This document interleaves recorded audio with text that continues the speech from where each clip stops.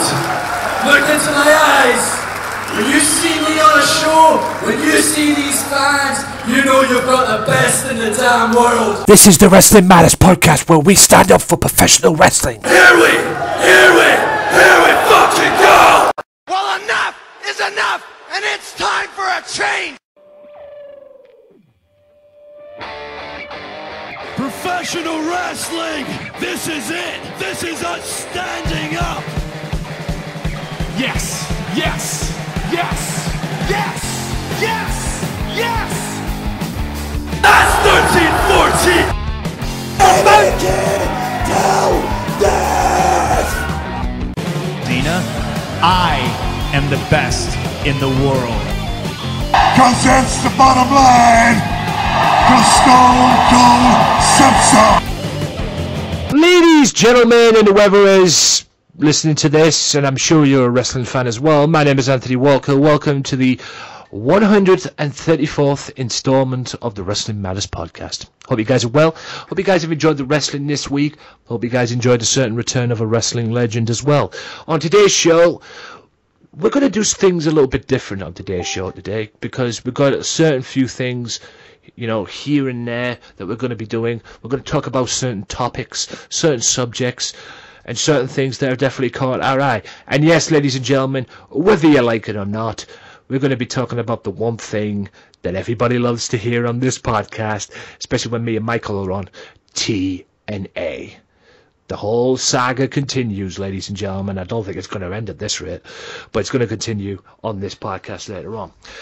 So, that is what we're going to be doing on this show today. I have a guest. It is the King of the Mountain, ladies and gentlemen, and no, I'm not talking Jeff Jarrett. It is Carl Lawrence representing King of the Mountain podcast, and he's making his debut as well. Welcome to the show, sir.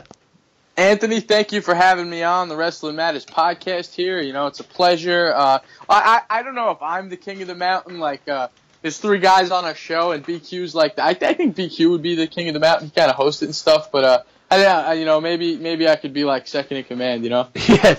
Well, I said King of the Mountain. That was a reference to Jeff Jarrett. That kind of thing, the whole Jeff Jarrett thing, because he used to be King of the Mountain, and hell, they even used that. Yeah, well, that's pretty much where we took our name from. You know? Yeah, so that was that's how it works. Yeah, and that was the and also the match as well, the King of the Mountain match. The King of the Mountain clusterfuck of a match. No, I actually like the match. All right, there has been some clusterfuck. I like it. But, yeah, but there has been some. Towards the end there, I think it got a little overdone, and. Oh, it does get overdone. There's part of it where it gets overdone. It does get like overdone in certain parts of it as well, and it has, you know, it's like the old saying, sometimes less is more in that. But that's what we're going to be doing today. We're definitely going to be talking about the podcast, the TNA brand later on, because like I say, guys, the saga still continues. So let me get these promotions out the way first. You can listen to this podcast on the Swerve Talk Network each and every week, with Daz running the Swerve Talk Network. That includes Max Wrestling, my boy Kenny from Sunday Segway as well. Check out Sunday Segway TV as well. You gotta check it out if you love your Japan wrestling, the New Japan stuff and everything like that, because he is the king of New Japan wrestling. Also check out Offshoot Radio with my man James Belmont. And also Evan McCabe's podcast, if it's still on there, but unfortunately he is not doing podcasts anymore due to his personal issues as well. But hey, we still love you, Evan, no matter what. So check all that out. It's weekends only, guys, I know, because I'm always last on Mondays, but check it out each and every week. You know it makes sense, and you know it's the best thing to do. Also, Mystery Island. Shout out Mystery Island as well. Dave Anderson and co. As well, Flash Morgan Webster's coming to the Mystery Island, which is in 56 to 58 Birkenhead in Liverpool. Oxton Road, that is, in Birkenhead in Liverpool. I always get that mixed up. I really do. But you know where I'm going with this. Go and check it out, guys, if you're in the area. That'll be the first thing I will do if I'm ever in the Liverpool area. Please check it out. If you want more information on who's coming to the Mystery Island shop, or any more information about the Mystery Island shop, facebook.com/Back to the Island. You know it makes sense.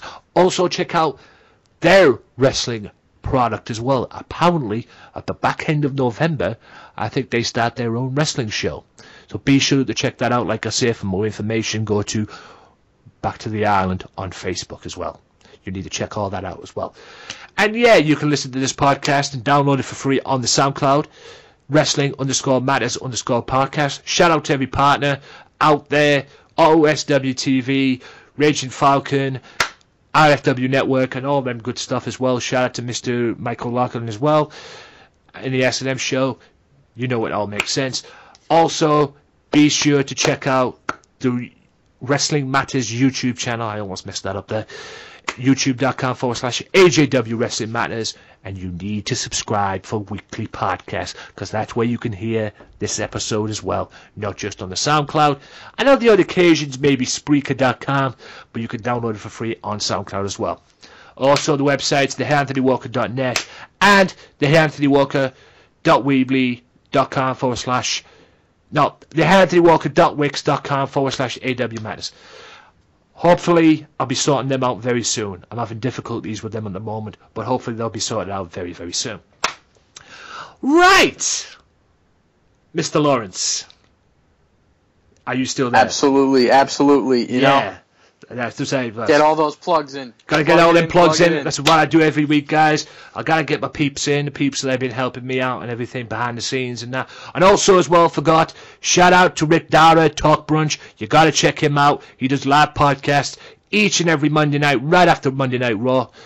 And when he can as well, at the other occasions as well, maybe after UFCs, because he doesn't just talk wrestling, he branches out into other cultures as well, like UFC, maybe games, maybe whatever, and join him and his crew each and every week. You know it makes sense as well, and shout out to you, Mr. Dara, sir.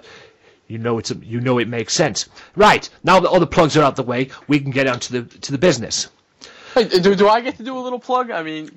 I'll save that spot for you at the end of the show. You can plug your Sounds good. in. Sounds good. That's why this is your show. I'm just thinking, can I plug a little King of the Mountain real quick? But I can do that at the end. Yeah, I'll save the spot for you at the end of the show, towards the end of the podcast and everything, where you can plug your networks, where my peeps can find you. I always do that for other people. I always do that for my guests on this show. So you will get your say where they can find the King of the Mountain podcast. No question about that. Now, let's get to the main topic first before we get to know Mr. Lawrence. I need to get this out of my chest because I'm not that I have much hair left anyway. It's going to drive me up the wall if I don't. The famous topic that never seems to go away, ladies and gentlemen, because the more it does go away and you think it's gone away and it's gone away, and no, we're not talking TNA on this occasion yet, but it goes away. Somehow they pull it back in, Carl, and that's John Cena turning heel. Big topic right there. It is a big topic. Very relevant topic. It is a very relevant topic. We all know about this. There's always been things about topics, and there's always been things about certain stuff, and this, and this. It's... Oh my days in heaven. I mean, it just drives me up the wall hearing this. But apparently, ladies and gentlemen, there is this thing going around that WWE creative are so determined to turn this man heel on SmackDown. Now he's on the SmackDown brand. So determined to turn this man heel. They want to make like a group and have him turn like Hollywood Hogan did back in '96. When he turned and joined the NWO. Kind of out that way. But as we all know, ladies and gentlemen, there's only one person that can, whether we like this or not, that can approve this, and doesn't seem to want to approve it, and that's good old Vince McMahon. Now, obviously you watch wrestling, you mainly watch TNA, we'll get to that later. What is your take on this? Creatively as a company, obviously they're, part of them are itching to turn them heel. But then when you look over in Vince's corner, think about it. John Cena is his franchise player. Yes. In the modern era, that's his Rock, that's his Hogan, that's the one that the kids are, buying tickets for, that the kids are buying action figures and whatever McMahon can pump out for his benefit. That's his money. If you turn him heel, you're going to take a hit. But for a long time, they couldn't find somebody to fill that spot. So, that was out of the question, turning him that way. But now, you look at AJ Styles. He's a heel, but he's still over. When I know people in real life, like I see AJ Styles shirts out in public, like people are loving this guy right now. So you could turn him babyface, and if you can get that done first and really get the people behind him, then maybe it would be smart for them to do something creative and different with John Cena. But we know Vince these days. Does Vince have the balls to do that, or is he safe with John Cena being the franchise player? How do you feel, Anthony? I think he's safe with it. That's my take on it. I think he's happy with it, and I think even Cena's on occasions that came up and said, "Oh yeah, I'd never want to turn heel," but there has been these talks that John Cena has wanted to turn heel, but he could just never get it approved. And like I said, there's only one person that could approve this, and that's Vince McMahon. But like Carl correctly said, John Cena is the money bags, whether we like it or not. He draws money. He makes money. He's made Vince a ton of money, no matter what it is. People want to see the heel turn. That's what they want. They think it's time for a change and everything. And like I said, going back to what Hogan did, when he went to WCW in '94, I believe, or at the beginning of '94, because his first match was in '94. It was a Bash at the Beach in '94. His first match in WCW because he won the world title. But going 2 years later into that, but before the actual turn that he did in '96's Bash at the Beach when he joined the NWO, people were booing him. You know, people were booing him. And John Cena's made it crystal clear, yes, people boo John Cena, you know, and all that. All the haters out there don't like him, and you've got the kids, you've got the haters on one side, the adults that wish he'd turn heel, and that, and you've got these kids that draw money and buy the action figures, like Carl correctly said, and buy the t-shirts, and whatever the fuck WWE are trying to sell. I know, because, I mean, like I say, who's going to buy your merchandise? Who's the main people that are going to buy your merchandise first? Kids, obviously. I know, because I used to do it. I used to do it when I was a kid. I used to buy every single merchandise I can get my hands on. Definitely part of being a wrestling fan. Yeah, and that's why I used to. I mean, we used to have a shop up here in my hometown in Middlesbrough called Roma Parish. They used to sell dozens and dozens and tons of wrestling figures. That's why I've got a box full of wrestling figures in my loft, because I used to raid that place for wrestling figures. Obviously it's not there now because it got taken down, or some poor schmucks came in and ruined the damn place. But back in the day, that was the hardest thing, at least in my opinion, from a wrestling fan's point of view anyway. That was the hardest shop in Middlesbrough, because I used to go in there and raid for wrestling figures. That's why, like I said, I've got a ton of wrestling figures up in my room, in my loft rather, with the going back to the old school Undertaker, old school Hulk Hogan, you know, the Ultimate Warrior, Texas Tornado, Kerry Von Erich. Hell, going to the old WCW with Ric Flair, the Sting before he had that black and white face paint, you know, the colourful Sting and all that stuff in there. You know, that's what it was all about, and that's who's going to buy your merchandise first off. Kids are going to buy it. They're going to persuade their parents to dig into their pockets, you know, their hard-earned money that they get from their work or whatever it is they do, you know, and boom, boom, boom, they're going to have stock full of wrestling toys. Like I say, I know because I used to do it myself. But that's what John Cena does. So going to this, I think Vince doesn't want to take the risk because he might lose all that. But at the end of the day, Vince needs to take the risk. Because at the moment now, if you're talking the two brands, Raw and SmackDown, SmackDown is smoking Raw at the moment in terms of rating. Without question. SmackDown is a 2-hour show. Why the fuck Raw is still 3 hours, I don't know. But in any event, that's a question I can't answer, unfortunately. But at the end of the day, SmackDown is owning Raw at the moment. AJ is the champion on SmackDown. Raw's doing its thing as well, in a way, but it just can't get the right thing themselves. I think they need... Well, first of all, Raw needs to use the Cruiserweight division a bit more.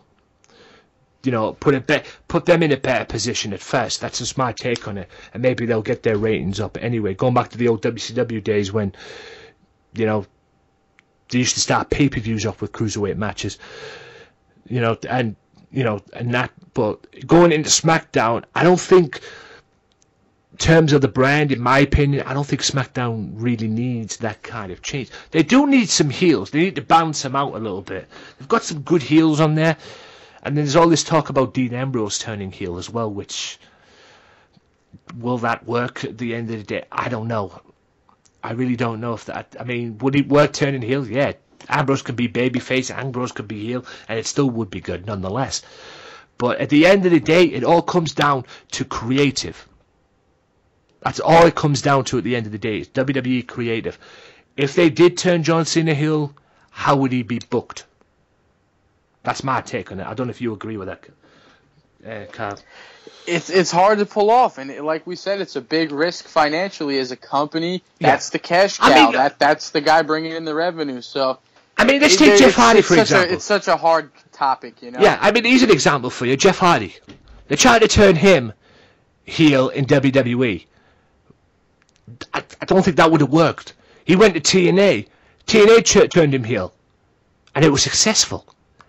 All right, he joined the Immortal crew and everything like that with Hogan and Bischoff and that, and became the Immortal Champion and that. But it worked. It worked. Crazy as it was, it worked. Yes, he ruined it at the Victory Road pay-per-view when he came out drugged up like a druggie on the night out somewhere. You know, probably one of the worst things I've ever seen in wrestling. But anyway, he paid his price for that. But at the end of the day, up until that point, it was great. The run that he had, the viciousness that he had. And he proved to WWE that he could do it. You know, he could be the heel. Don't get me started on this. And I'm sure we'll get into this later on about the Broken Hardy stuff and everything, and Brother Nero and all that. And also, Jeff Hardy's now talented as well, because he does some great music as well. And most of his entrance themes are sung by him. So, yeah. But at the end of the day, guys, what you've got to understand is this is going to be a huge risk. Is it a risk worth taking, in my opinion? Yeah. Do it and see where it goes. If it doesn't work, turn it back. But hell, at one point they tried to turn Steve Austin heel. That didn't work. You know, it might have worked beforehand, but they did it in 2001 when they turned him on the WWE when he joined the Alliance angle. But people still got it. Yeah, but people still, you know, cheered him and everything. And then when the Alliance thing ended, they turned him babyface again. Because he was still the champion, but they turned him babyface again. So we all know how that turned out. But at the end of the day, to put a bottom line on it, it would be a risk. Is it going to be a risk worth taking? Yeah. But, you know, it like I say, it all comes down to Vince at the end of the day. And plus, yeah, but will McMahon let that happen? Me, personally, I don't think so. Nope. No, I don't think it will ever happen. We could sit here and talk about it, and wrestling newsworthy stands like Wrestle Talk TV, for example, or even NoDQ.com can put it on their website or whatever, and it could make as many YouTube videos of this as possible on whether this is going to happen or not, the rumors about this and this and this. To be realistic about this, it's not going to happen. And if it does, I'll believe it when I see it. I'll believe it when I see it. Because like I say, it is a huge risk to do. Question is, how, you know, will McMahon go with it? Like I say, I'm sure Carl agrees with this. I don't agree with it. And I don't think it's going to happen, ever. If it does, I'll believe it when I see it. Anyway, that's the end of that. Wow. That was big in its own right. Yeah. Big in its own right as well. Right, let's just go to check on things, see if there's any other things we can discuss before we move on. As well. And like I said, that is just the one thing that will not go away. Yeah, you know, that's just the one topic that just will not go away. The more the chance you think you go away, John Cena turning heel, the more it doesn't. You know, the more it eventually comes back. You know, it's just unbelievable. By the way, since we're talking about this as well, we'll talk about Goldberg and James Ellsworth's stuff as well in this part as well, because there's something I want to talk about. I want to save the bit for the TNA and everything like that. Let's talk about this. I heard a rumor today or there's this rumor flying around, or I think AJ started this rumor, I don't know.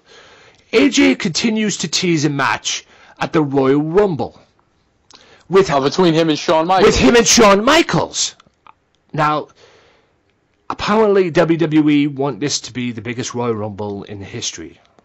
You know, they want big money matches. That's why there's talk about it bringing, even though it's supposed to be for WrestleMania, they're bringing Seth Rollins versus Triple H to the Royal Rumble and maybe having a rematch at WrestleMania as well. How that would happen, I don't know.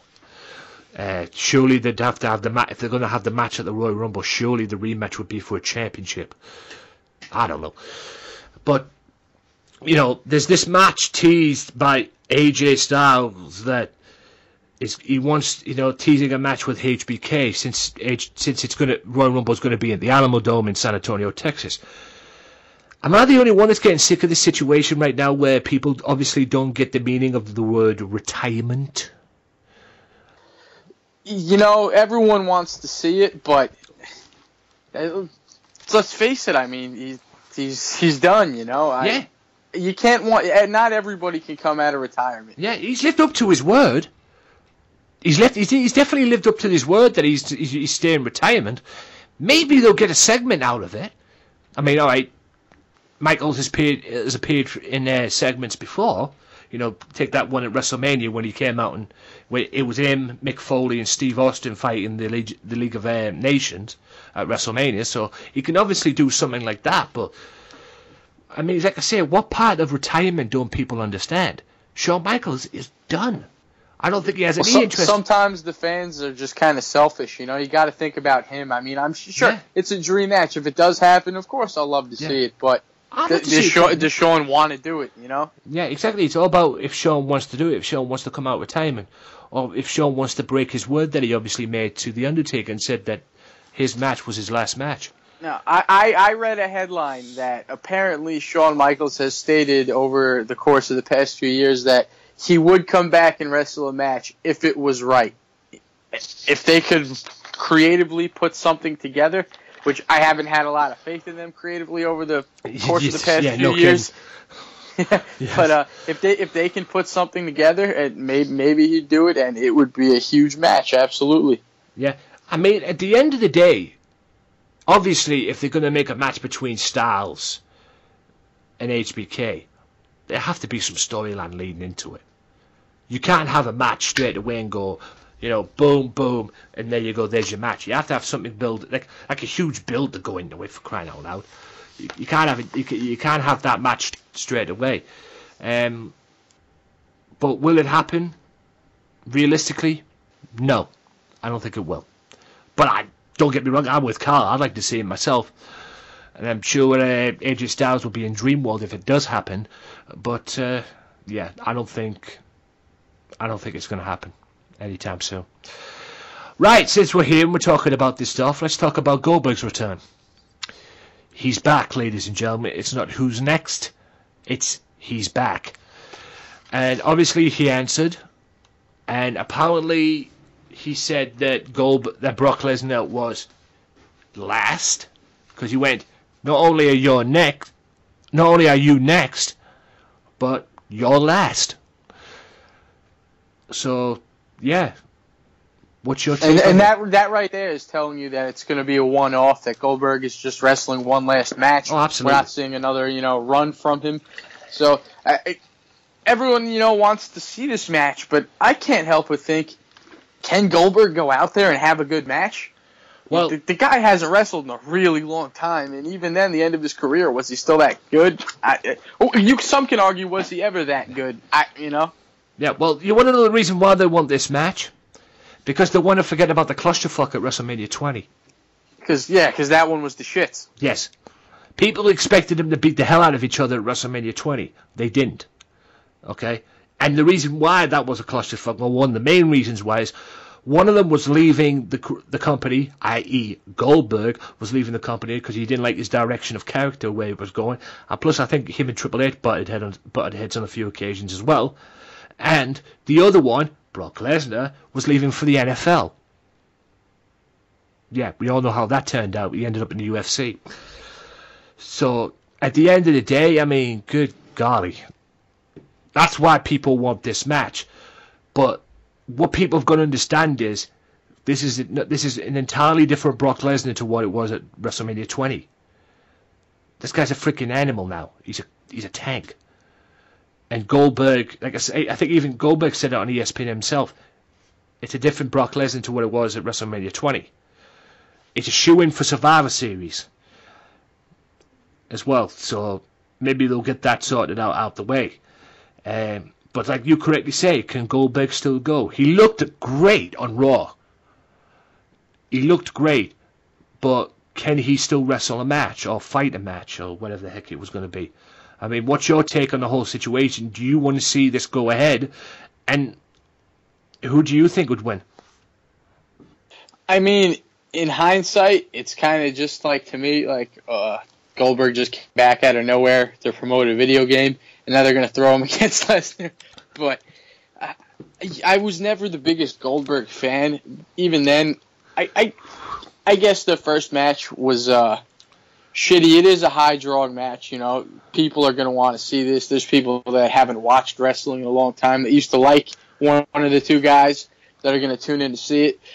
I don't think it's going to be like the you're not going to remember this match for the work rate and the actual match itself. I don't see Goldberg doing any big stuff here. Even Lesnar. I mean, I'm sure Lesnar's going to win. I don't see Goldberg beating him. That just wouldn't make sense to me. And we said that Goldberg hasn't stepped in the ring in a long time. Actually, last summer, me and a few friends went and saw an independent show over at Citi Field, which is the home of the New York Mets. And they had an indie show, and in the main event, it was Scott Steiner versus Rob Van Dam. And Goldberg interfered and hit Scott Steiner with a spear, and he hit Luke Gallows with the jackhammer. And aside from that, I don't think he's been in the ring since WWE. And Candice says, well, I think that video's on YouTube. There's a clip of that on YouTube, the whole Goldberg popping out of nowhere saving it. I've actually seen that. It's on YouTube. Yeah. I was in the crowd for that one. It was a fun show. Yeah, I think I've already seen it as well. But yeah, he hasn't wrestled in 12 years. I think he's going to fight Brock. But we'll have to wait and see what happens. And to cap this part off, let's talk about it. James Ellsworth had a championship match this past week on SmackDown against the one and only AJ Styles, which he won by DQ, I believe, due to interference from Dean Ambrose. What's your take on that? Because you told me before we recorded here you actually tuned in to see that. So what's your take on it? It's classic, the jobber guy, in a screwy way wins a match, and then he gets a title shot. It shows that they're listening to the fans, because he did get a huge response on social media, even if I didn't really enjoy the segment or not. Apparently the people were behind him. He outsold everybody on the WWE shop the week they put the shirt out. So, I mean, I get it, but at the end of the day, I'm not really too interested to, what are they going to do with him now, Yeah, it's like a really bad Barry Horowitz. Exactly. It's a really bad Barry Horowitz. At least they did something with him eventually. I mean, Barry Horowitz had a pay-per-view match. This guy's not even conditioned to wrestle, for crying out loud. And I seriously wanted to kill myself when Daniel Bryan announced that he was going to have a match with AJ for the title on Talking Smack, for crying out loud. I mean, good grief. I mean, the whole thing, it's just really, really, it was really, really dumb. It was stupid, But, I mean, at least they're trying different things. It shows that they are going to go a little outside the box, because Vince's formula has been the same for so many years. But this here, it was a miss. It wasn't a hit. Yeah, at least it was definitely a miss. But like I said, at least they're doing some things. I mean, that's what's obviously separating. But I think Raw must have had a laugh at that, really. I mean, if I'd have been Stephanie or Mick Foley, I'd have said, what the hell is this? Because you wouldn't have done that. They wouldn't have done that on Raw, but they did on SmackDown. No chance. SmackDown's the show to watch. I mean, roster, commentary, just SmackDown's the show to watch. Yeah, 2 hours, it's good. Even if it does have JBL on. But yeah, it's still the show to watch. I just can't believe the shit squad are back. I mean the Spirit Squad are back. But Shit squad. yeah, the absolute God Almighty, Dumb and Dumber as I call them now, Kenny and Mikey. Where's the other guys? Are they all out of work? Well, one of them is called Dolph Ziggler. That's true, but I think there might have been another guy. No. Yeah, there was a few other people. There was a few other than three. Yeah. I remember there being more. I just remember, the guy that does the leg drop. Kenny. That was Kenny. That was Kenny. And Mikey's the guy who got kicked in the chin, and his partner now. People call him the Jay Leno. He's got a chin like a Jay Leno, pal. Well, what's funny about that guy is he came up in the independent promotion he was trained at and wrestled in for most of his career is the independent promotion that's close to my home. So I've seen I like my perception of him is completely different than yours and everyone else's. Yeah. Oh, and imagine he's good in the indie scene, but as a male cheerleader. Oh man. No. Just typical McMahon. Just but bad ideas. I will say this though, Kenny's. There's something there with Kenny, even though he is dressed as a male cheerleader. But there is something there with Kenny as well. I always thought he was the more superior one, besides Dolph, out of the whole team, quite frankly. But I remember them back in the day when they used to be DX's bitches. Because DX used to make them their personal bitches, man. Seriously, back in the day. I just remember the leg drop. That's all I remember. Yeah. Well, I remember DX making complete asses out of them. Not that it was hard to do, anyway. I mean, them being dressed up as cheerleaders makes them complete asses out of themselves, quite frankly. But in any event, we'll wrap that up here. We'll go to a quick time out, and we'll be back in part 2 with more on the Wrestling Matters podcast. So stay tuned. If you like the Wrestling Matters podcast, why not check out their Facebook page at facebook.com/WM podcast and like the page and show your support to the podcast that stands up for professional wrestling, the Wrestling Matters podcast. Wrestling Matters, wrestling fans. Welcome back to part 2, ladies and gentlemen, of this Wrestling Matters podcast. Hope you guys are enjoying the podcast so far. And in this part, guys, we're going to talk to Kyle. That's right, we're going to talk everything Kyle right now in this podcast. In this part anyway, we're going to talk about everything this guy. We're going to get to know him because we like new people on this show. We want to get to know them, see what they're all about. So, Kyle, Mr. Debut on the podcast, tell us a little bit about yourself. Tell my fans a little bit about yourself. Well, the only reason I'm here is our good friend Mike Larkin put it together. So first and foremost, let's give a quick little shout out to Mike Larkin. Good guy, great podcaster. Yep. We both love working with him. But yeah, he's a good friend of mine outside of podcasting and wrestling and everything. Yeah, he lives in the same neighborhood as me. So Mike's a good guy. But to get to know me, I'm on the King of the Mountain Show podcast. That is a podcast with me, the head of the podcast, this guy BQ. Right.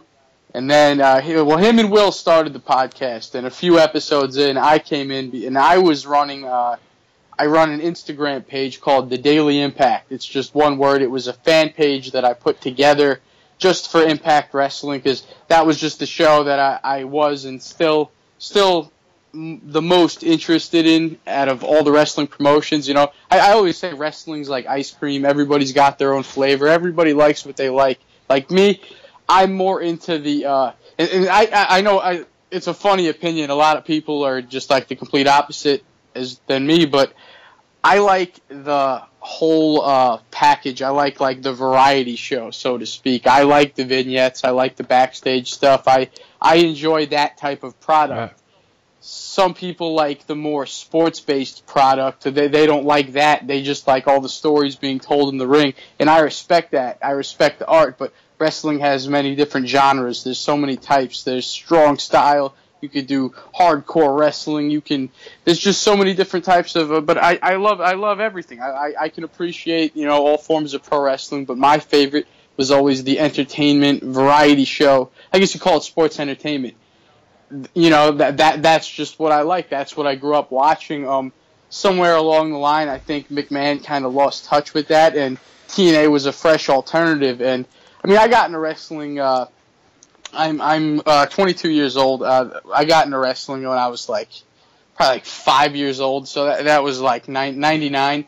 And I watched from then up until about 2007 was the year that I tuned out. And in those years right there, I was, completely obsessed. I was just so into it. And obviously WWE was the show I watched. Well, WWF for F that. And then, I got into TNA when they came around, like I'd say 2004. Once they got to Fox Sports Net, I was watching that. And then 2007, I didn't really like the direction wrestling was going in as a whole. I just started getting into like high school, and just things were changing for me. I didn't like what they did with ECW, the revived brand, because I was a big fan of ECW. That was like some of my favorite tapes to watch, and just seeing McMahon bring it back, and that just seeing him win their heavyweight title with the do-rag on, those are dark memories. I try to block out. I'm done. Yeah, and I didn't like the direction the business went in. That WWE started to go in the PG direction right when I tuned out. I didn't like that. I didn't like John Cena. So, off that, I just lost interest in Ring of Honor and TNA and everything else I was watching. So, fast forward to 2014. Me and a buddy were just at a party hanging out, having some drinks, throwing some back, and we just started talking about wrestling, and we both were talking, oh man, I used to love wrestling, and for hours we were talking about wrestling, and that kind of just, hey, I wonder how wrestling's doing, So I went and tuned back in. I watched an episode of Raw that week. Didn't really like what I saw. The 3 hours killed me. Then I tuned into Impact. And I really, really enjoyed the show. And this was at the end of the Spike Run. This is like summer of 2014. This is when, just around the time Dixie got put through the table. Yeah. I watched that storyline fold out. I liked their show. I really liked their roster of guys. EC3 and Spud, that was like the first thing I thought was... I just think they were great heel team there together. There's just so many... I liked MVP. I liked what they were doing with Bobby Lashley and those groups. I just enjoyed the format of the show, and once I got into that, I started watching everything again. I not that I didn't enjoy WWE, it's just... I mean, you watch it by habit because it's the only game in town, you enjoy it for what it is. So I was tuning into WWE, and I started watching Ring of Honor again, and then I just got so into it. I went to the first show I went back to was Ring of Honor versus New Japan War of the Worlds 2014 at the Manhattan Center. Just a great show. TNA was the thing I was most involved in, so I created a fan page, The Daily Impact. Off that, I linked up with the King of the Mountain guys, and I started podcasting with them, and here we are now. I'm on Wrestling Matters, a podcast from a different country with my good friend Anthony Walker here, and Wrestling Matters. It does matter. Damn sure matters to me, and it's mattered to me ever since before TNA brought it out as a slogan. And the Impact Wrestling stuff going back to days as well. Well, my theory for you to get to know me from my side of it was I've been watching wrestling ever since I was a wee child. I'm 32 years old. I still watch wrestling to this day, and I will never stop. 1991 was my very first wrestling pay-per-view when I used to watch. I remember watching SummerSlam back in the day. SummerSlam 1991. My first WrestleMania was WrestleMania 8. I even used to watch WCW back in the day when it was on ITV over here. Channel 3. The network television Channel 3 over here. Back in the day. I never watched wrestling ever since. They're bringing World of Sport, the World of Sport show back to ITV, aren't they? Apparently that's a one-off. Oh, no, I missed that tidbit. That's an important part there. Apparently that's a one-off from what I've read. But I had my theory about that when I talked to some of the guys on Facebook that I talked to. They should bring that back full-time. But if it's a one-off, it's probably a test, and if it's super successful... That's exactly what I said. Maybe it's a test. Maybe it's a test. They're testing it out, and the ratings. Would people still get this? You know, will people still, would people tune in probably every week and watch this? Will people still get this? They need to bring something like that back to, they need to bring something like that back to give a platform for these like wrestling promotions out there and give them another audience, like the ICWs, like the Progress Wrestling, PCW, WCPW as well, them kind of stuff as well. Give them the platform to get over, because many people right now, I still talk to a casual fan today, and I mentioned ICW, and that person will turn around and go, what the fuck's ICW? I see what? That kind of stuff, because they don't get it. Well, the only reason I know who they are is from Grado appearing in TNA. That's how I found out about ICW. And don't forget Drew Galloway as well. Drew Galloway and Bram's had his fair share in ICW as well. Galloway's been in it. But Grado was the one who opened the door for me to, like, cause just looking him up, like, looking up Drew Galloway, I guess I didn't come across anything with ICW, because obviously it would be overshadowed by his WWE stuff. But doing my research on Grado, that's where I found out about ICW, and it's a hell of a product. The main two companies that I used to watch back in the day were WWE and WCW. I rarely got into ECW about 1999-ish, or towards, and that was towards their end. Quite frankly, I remember seeing the brawl that they had at the Hammerstein Ballroom that they had when RVD. It was on one of their shows, the Hardcore. I think it was Hardcore TV, where Heyman came out and clouted Cyrus the Virus, Don Callis. He clouted them, and then it ended up being Rhino defending the TV title because he was the TV champion at the time against Kid Cash, and Kid Cash won, and it was just an all-out brawl. And I remember Van Dam doing his Van Terminator on Rhino and costing him the title. That was my first exposure to the old ECW, and then I just started buying DVDs. I had the opportunity to get DVDs and stuff like that in the shops. But now, thank you to the network, I can go back and watch the old ECW on their network, not just the Hardcore TV and the TNN shows as well, all the pay-per-views. With that great stock music, some of the best music ever produced. Hey, they got to do it.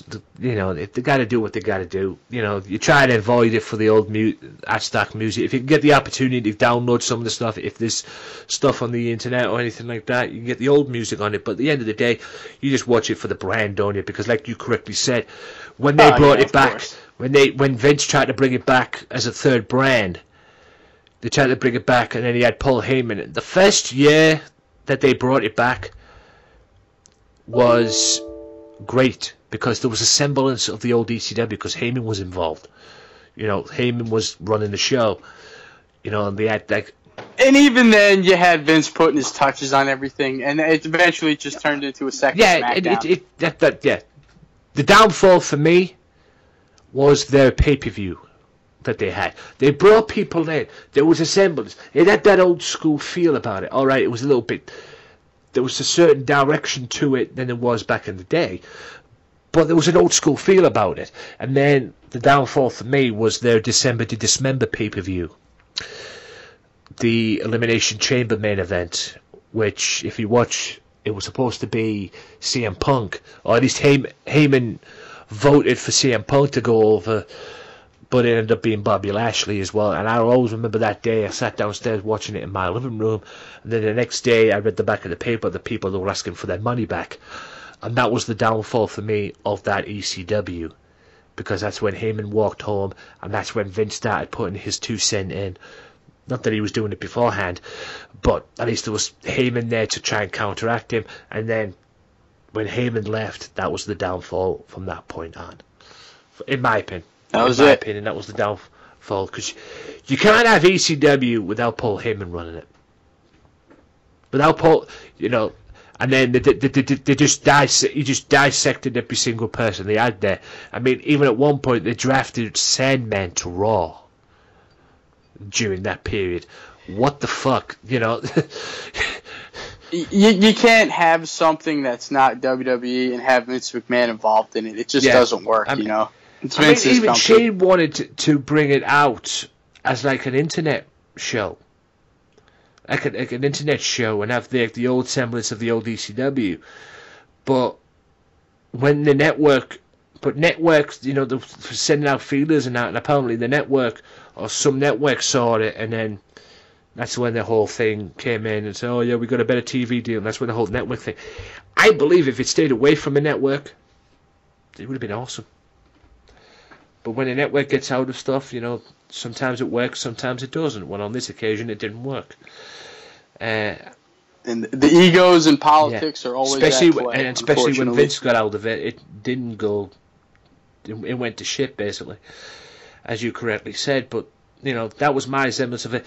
My first exposure to TNA, we had a channel over here, which later became the Fight Network, but I think they've took it off now, full stop, which was a thing called the Wrestling Channel.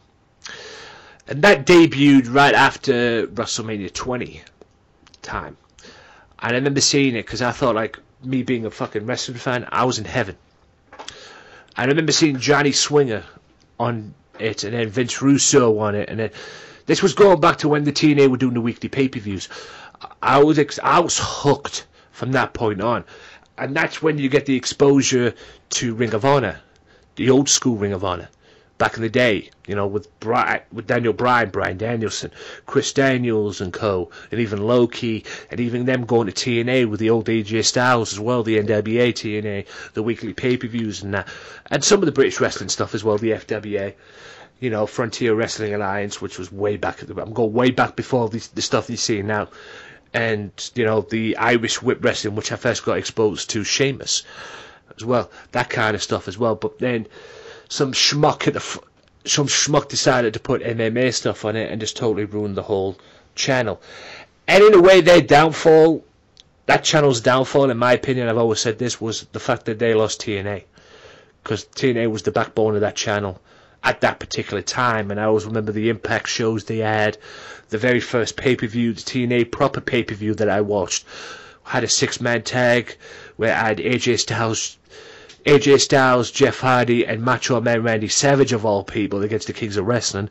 And no, I'm not talking Claudio Castagnoli and Chris Hero. I'm talking Jeff Jarrett, Kevin Nash, and Scott Hall. Back in the day, I'm going back to that as well. That's when TNA were busting out 5-star pay-per-views, and Jesus Christ, were they hitting 5-star. Now they couldn't. Now they'd be lucky if they even hit 3-star. We'll get to that later on. But yeah, that was my first exposure to TNA and all these other brands as well. I remember watching the old World of Sport days with Big Daddy and all that. I watched 5 minutes of it and I got bored of hell. I'm more used to the style of wrestling we see to this very day. I don't care what kind of wrestling it is. If it's good, I'll watch it. My first exposure to ICW, I saw it a few times before I really got hooked on it. There was nothing there that really caught my attention.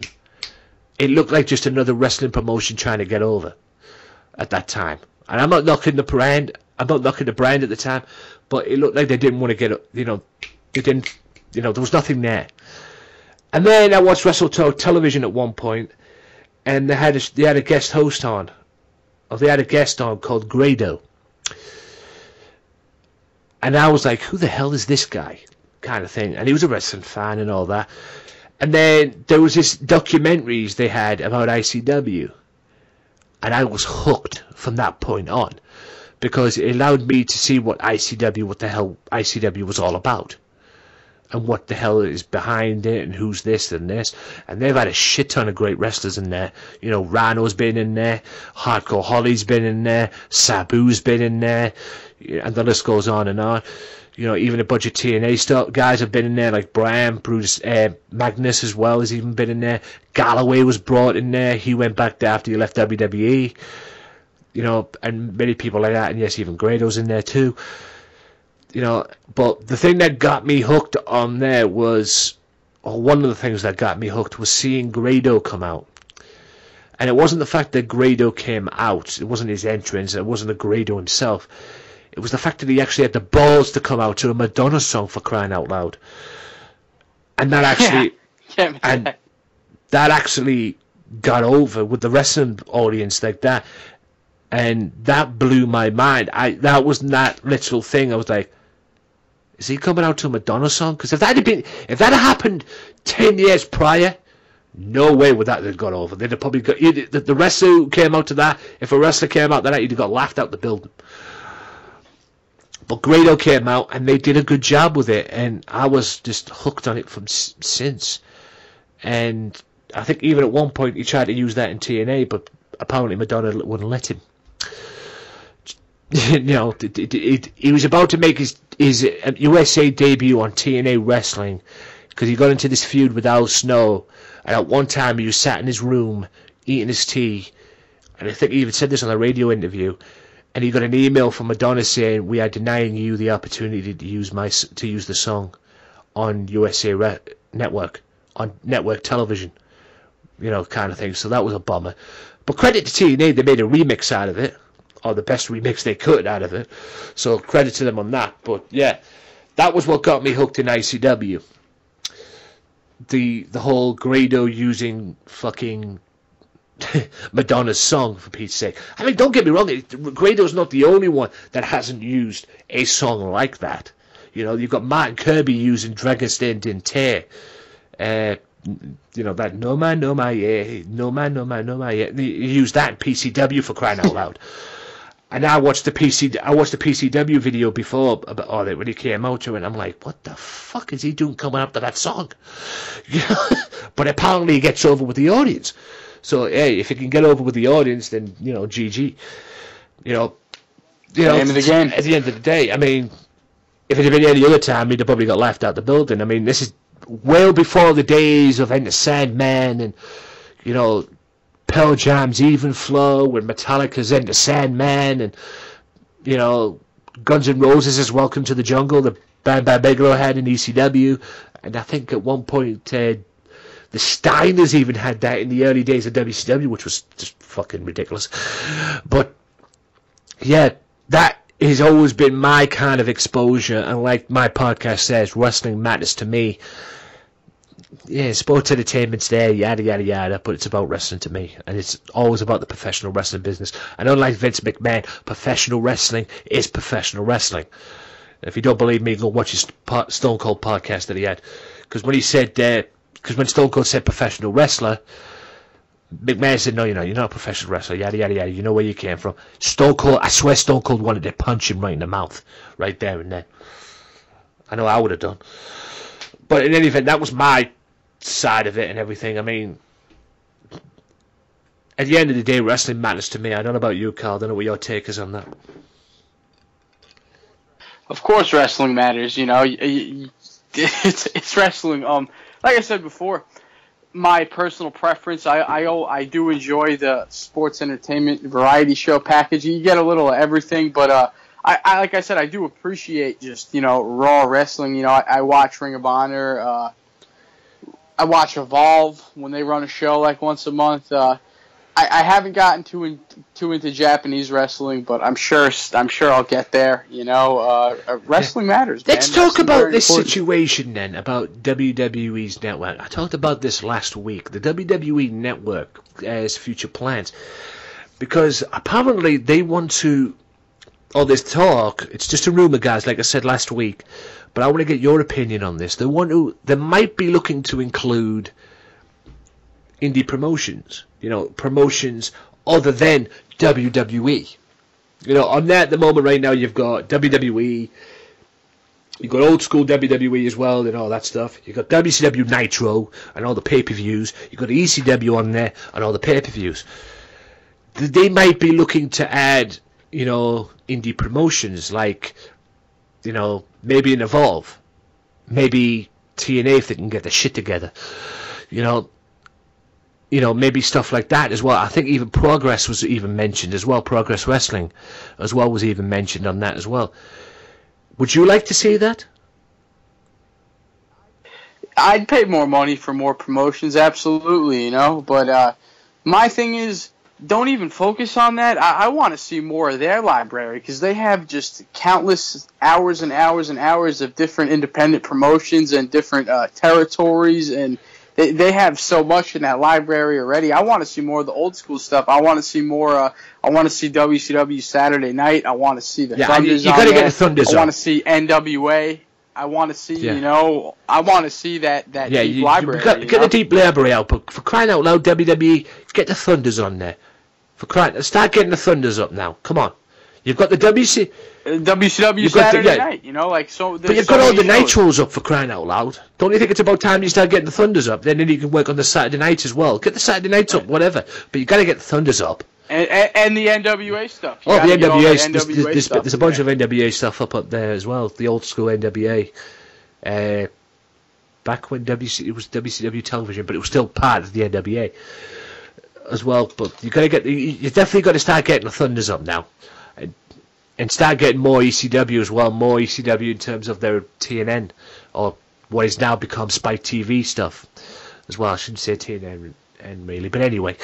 Get that stuff up there as well, man. I mean, but you definitely got to start getting the Thunders up. We've had all the Nitros. Come on, give us the Thunders. Thunder started in 98, the beginning of 98. So, come on, let's have the Thunders now, WWE. Come on. It's about time. We've had all the Nitros, and trust me, they're fun to watch. But we've got to have the Thunders. You can work on the Saturday nights. Yes, get the Saturday nights up there. I'm not saying get them up there, but we need the Thunders. We've got to have the Thunders, man. For crying out loud. And they're looking to branch as well with these indie promotions as well, or branching going over $10.99. It's $9.99 to get on the network and everything, but they're looking to bring in like a free package and that and all that.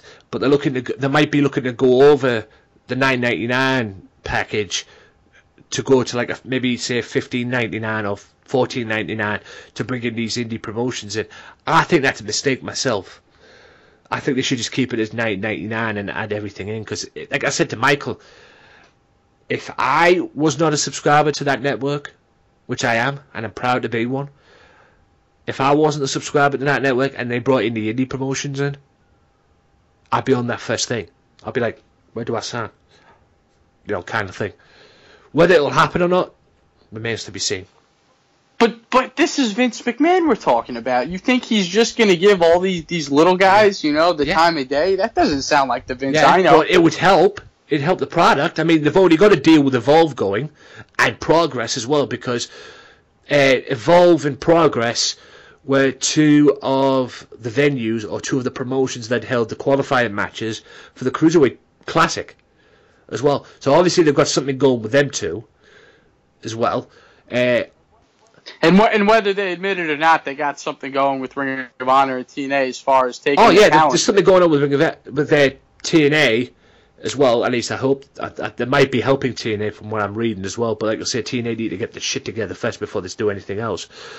Like I say, we'll talk about TNA more in a second, or in the next part. But I don't know if you could, like Solo Monster said, I don't know if you can call Ring of Honor an indie promotion, considering they're owned by Sinclair Broadcasting, for crying out loud. But maybe they could look to get something on there as well, get some of their stuff on there as well, which would help. I mean, why not help these promotions out? As long as they're helping you and, working with you and not fucking screwing you over and everything like that, I'd do it if it was me.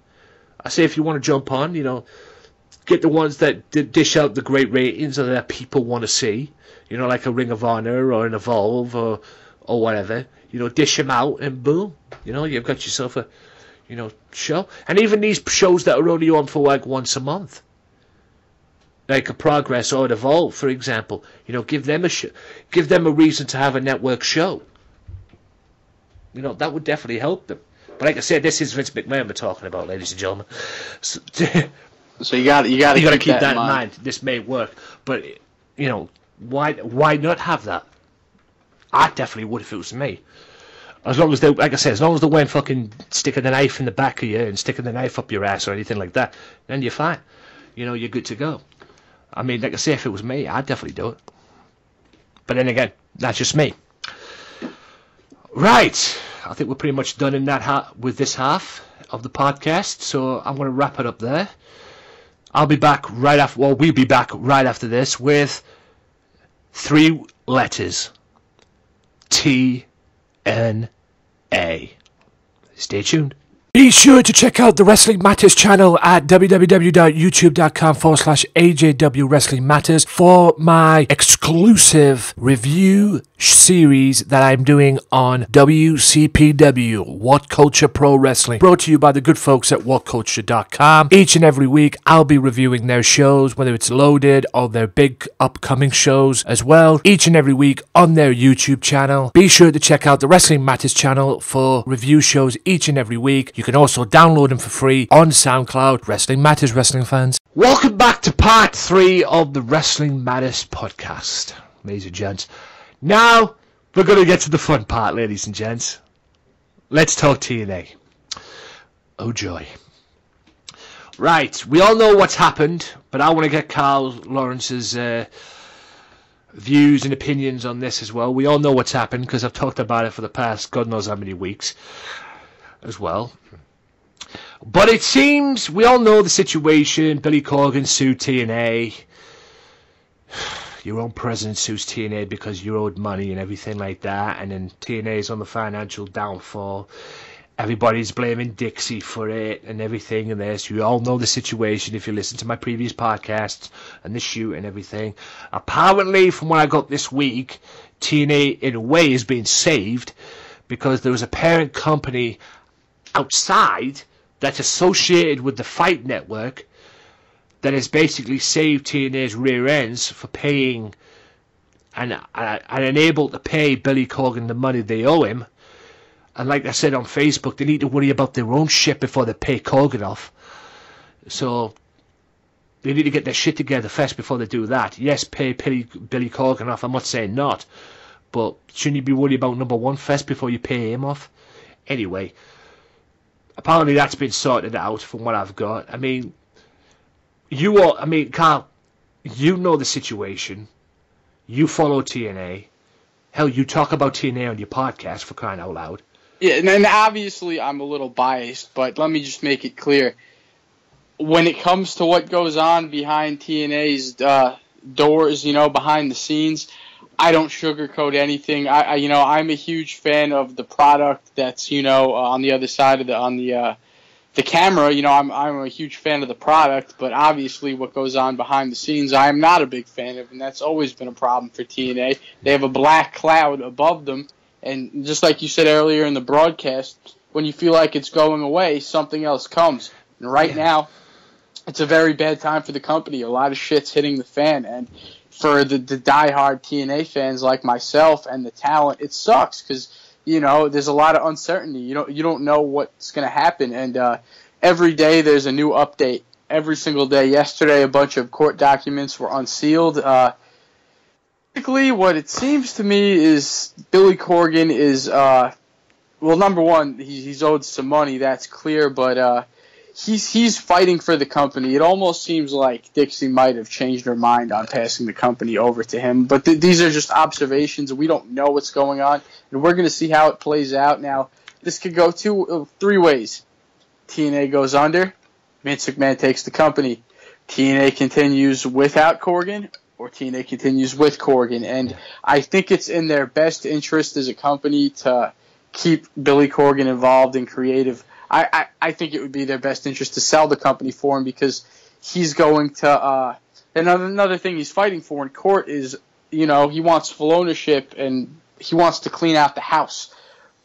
TNA, something that's always been, they've been, the brunt of their criticism has been the management, the key people upstairs. Not the roster, not the writers, not the producers. It's management, and Corgan wants to come in and fire all those people and put his people in charge. And Dixie, is trying to protect the jobs, I guess, of old friends. But that's always been Dixie's problem. She's a pushover. She doesn't know what to do. She shouldn't be in charge. She has people, look at what happened with Bischoff and Hogan. You think that would save the company, and it just ruined them. It put them in the bad position there and now. The years of Vince Russo, Eric Bischoff, and Hulk Hogan definitely just dug them in the hole that they've been fighting to get out of. And I came into the product as a fan post-Russo, and I liked the direction they were going in. I enjoyed it, even though it wasn't their most popular time. I saw the potential in it, and I'm still a fan of it to this day. But as a company, they're in such shit, and as a fan, you want to root for them. You want them to get out of it. You want them to. Let's keep in mind, for the past few years, TNA's always been on its deathbed. There's always been stories, but what makes this one different from all those other times is all the legal stuff that's going on, all the stuff from behind the scenes that's coming to light. And I want to make it clear to the listeners, I don't think that's a reason to dislike TNA. Whatever happens behind the scenes isn't our business as fans. We're here to support wrestling, support the wrestlers, support the product, because it is a good product. I don't think you could even argue that it's a bad product. But what's going on behind the scenes, it's taking over. It's overshadowing. So like last week, I watched Impact, and it was just, I wasn't even really too into it going in because I'm just worrying about all this crap that's going on behind the scenes, and it sucks. It's just so unfortunate. Don't you agree, Anthony? Great, yeah. Nobody wants TNA to go under. Let's make that clear. I don't want TNA to go under. I'm sure Carl we want them to get their shit together. We just want them to get their shit together for the sake of the damn wrestlers, too. I mean, when you listen to Josh Matthews say, oh, yeah, we got the best roster in the wrestling business today, you want to take him seriously, but you know he's full of shit. At the end of the day, considering what's going on. I mean, at the end of the day, from when I go with the Solo Monster, and I covered this on my podcast in previous episodes, it's mainly all Dixie's fault that this is going down. And like you say, she's like holding, and Solo Monster said it best, he's holding the product hostage. What she needs to do is sell to Billy Corgan, because it seems that Billy Corgan has a future, has an idea of what he wants to do in TNA. He wants to rebrand it, first of all. He wants to, stuff like that. He wants to make the fans, or make it all welcome. I think he's already pitched his 2 cents in with this Grand Championship they've got now, the Impact Grand Championship. So I would imagine that had something to do with Billy Corgan. I would imagine so. I don't think Dixie would approve that. To be honest, speaking as a fan, I don't get that, but hey, it is what it is. I mean, I used to think... Well, you can't focus on Corgan's misses, not to cut you off there, but you have to also realize he's the one who put the Decay together, and apparently he was a big voice behind the Matt Hardy stuff, so I think he's proved himself creatively. Yeah, the Grand Championship, it's not what he intended it to be. It's not working out that way, but that's just part of wrestling. You're going to have your hits and misses. Yeah. But I think that he has the vision that Dixie does not. He's the guy for the job. Yeah, I heard Matt Hardy has full control of Broken Hardy, the character as well. I think he has full control of it. And yes, I know Billy had something to do with Decay. He had his fingerprints on the Decay group as well, which has worked out to a treat, by the way. I think he had his fingerprints, and he had the fingerprints on that because of the entrance theme they use, which is Marilyn Manson's theme song, one of Marilyn Manson's songs. So obviously he had something to do with that as well. I mean, obviously he's probably buddies with Marilyn Manson as well. Going back to this, TNA, I mean, I used to think TNA got royally screwed. I mean, like you said, you came in round about the time where Spike TV, when they were coming off Spike TV, back to the angle where Bully Ray put Dixie through a table in New York City at one point, right? That's where you came in. Yep. That was where their downfall started. Or somewhat their downfall started, anyway. Because they were trying to romance and suck up to the Spike. They were trying to suck up the Spike to keep them on their network, but it didn't work. That's why they ended up over at Destination America. And the funny thing is, I actually thought, until I listened to the Solo Monsters podcast on this, I actually thought Destination America royally screwed them. Because apparently, from what I heard, the reason why they got kicked off from Destination America was because of the ratings. And like I've said many times, if anybody knows the ratings to Destination America, please let me know, because I want to know what the fuck their ratings are. But I don't want to know now, because I already know the reason, thanks to the Solo Monster as well. Because apparently the reason they got kicked off the network was because Dixie Carter actually insulted the people there at Destination America on an email. And just blatantly slated them and whatever, and they obviously saw that and pulled the plug on Destination America. Or TNA being on Destination America. That's why they ended up and now are on Pop TV. At the end of the day, the product has been phenomenal. I'll give TNA that. The matches they've had, even earlier this year, Bobby Roode and Kurt Angle, before Kurt Angle left. That was great. Decay the Wolves for the tag team titles. Awesome. Kurt Angle's series of matches with Drew Galloway. Awesome. You know, their product still is good. And they could still put on good pay-per-views. Yes, I watched TNA Bound for Glory, or as it was formerly known, Bound for Bankruptcy. And that was actually good, to be honest. I don't know if you like that, Kyle, but TNA's Bound for Glory was actually pretty good. I thought it was great. Yeah, that's what I'm saying. It was good. I'm kind of biased. I'm from a TNA podcast. No, yeah, like I said, yeah. I mean, at the end of the day, I thought it was good. And that's a saying in. But like I said, the in-ring product has been great. I mean, but now it's got to the point right now where TNA is now owing people money. Apparently they owe money to the US government. Apparently they owe money to Billy Corgan as well.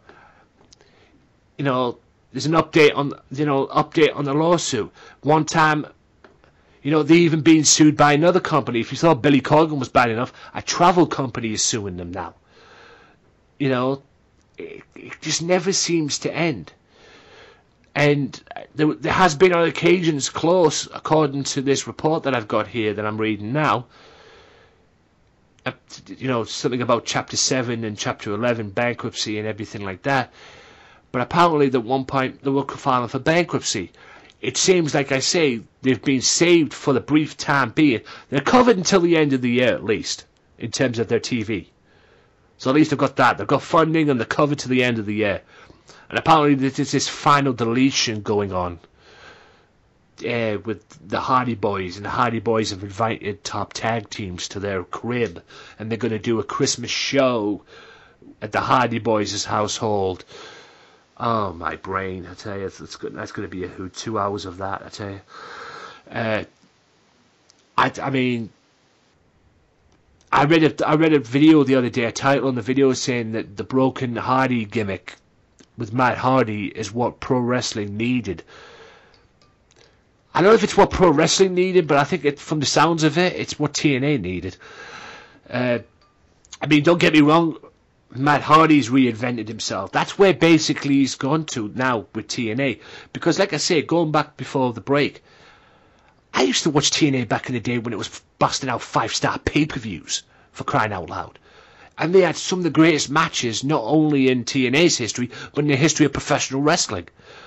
You know, run down a few examples for you. X Division, back when there was an X Division.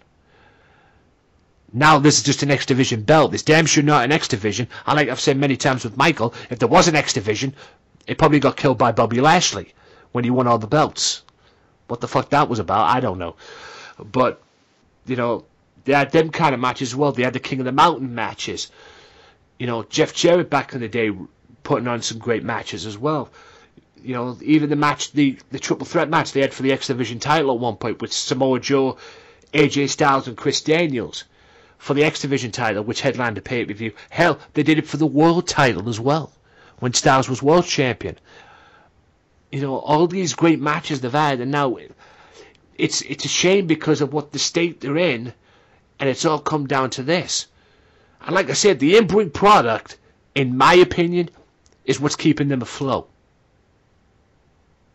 That's what they absolutely. But one thing there is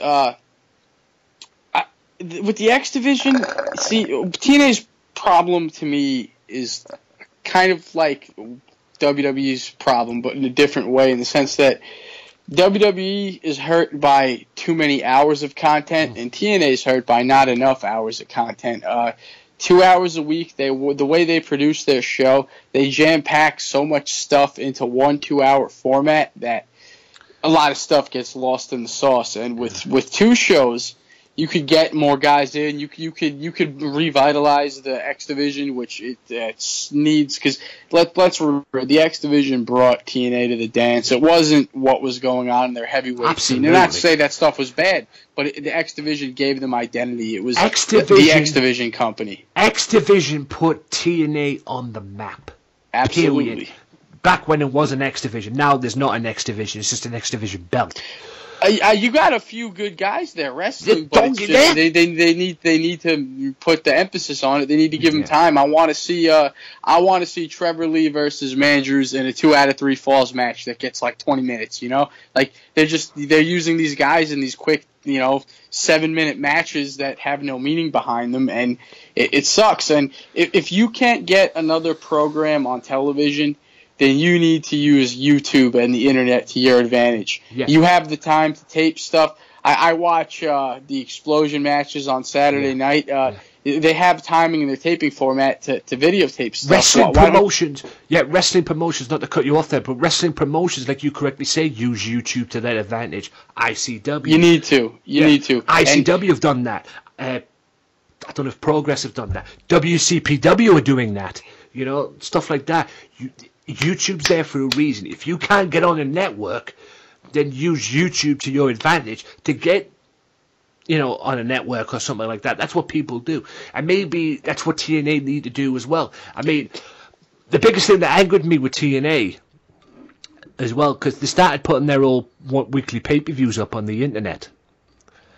Right? They started putting their old weekly pay-per-views up. They used to do the once-a-week pay-per-views they used to do back when they were in the asylum.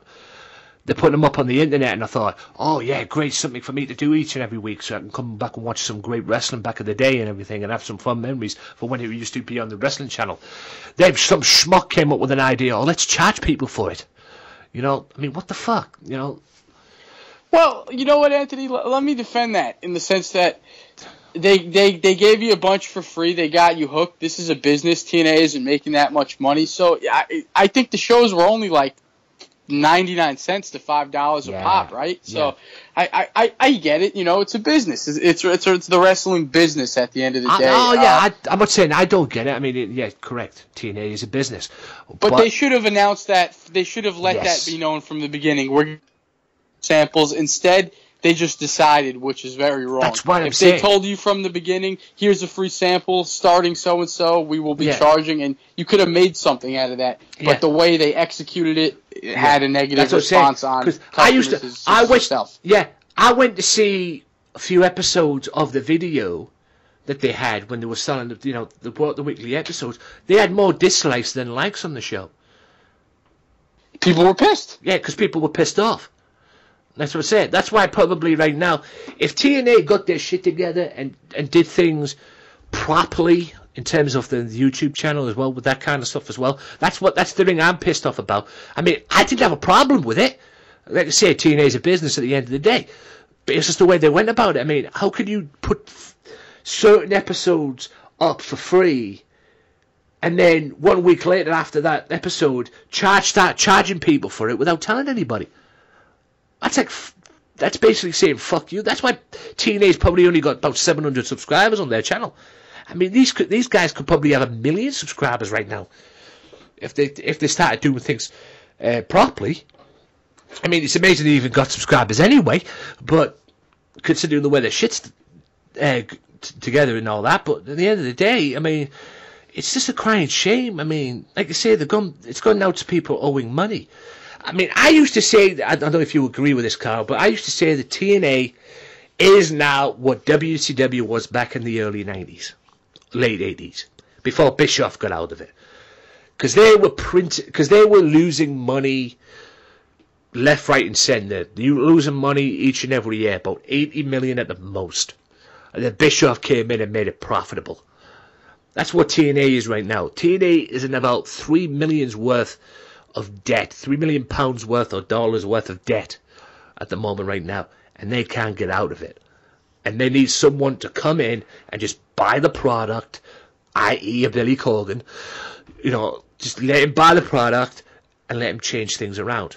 Get Dixie out of there. Dixie needs to take whatever payoff she's going to get and get the fuck out of there and quick. I mean, they could have done this back in the day when Dixie took full control over, because I read when apparently Toby Keith wanted to buy it.